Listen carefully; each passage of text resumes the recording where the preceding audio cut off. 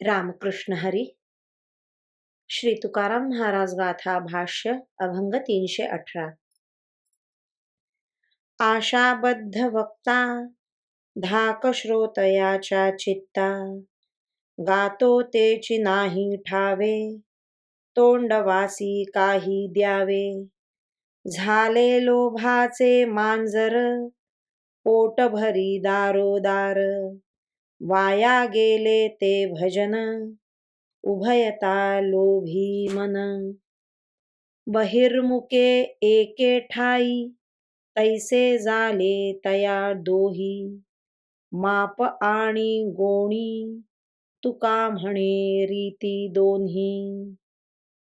एखादा कीर्तन पुराण प्रवचन करणारा वक्ता द्रव्याची आशा बाळगून गावाला आला की त्या गावातील श्रोत्यांच्या चित्तात हा काहीतरी आपल्याला मागणार असा धाक निर्माण होतो. त्या वक्त्याला आपण ज्याला कथा कीर्तनात गातो त्या देवाच्या स्वरूपाचे मुळीच ज्ञान नसते.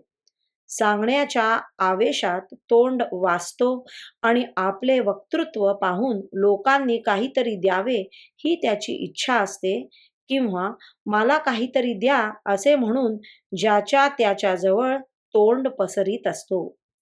तो वक्ता म्हणजे जणू लोभाचे मांजरच होय. म्हणून तो घरोघरी भीक मागून पोट भरीत असतो. त्या आशाबद्ध वक्त्याची आणि त्याच्या वक्तृत्व कलेला भुललेल्या श्रोत्यांची, या दोघांचीही कीर्तन श्रवणादी भक्ती वाया गेलेली असते, कारण दोघांचीही मने लोभीच असतात. बहिरे आणि मुके एकत्र आले तर त्यांचा समागम जसा व्यर्थ, त्याप्रमाणे आशाबद्ध आणि वक्तृत्व कलेला भुललेले श्रोते ह्यांचा समागमही व्यर्थच आहे.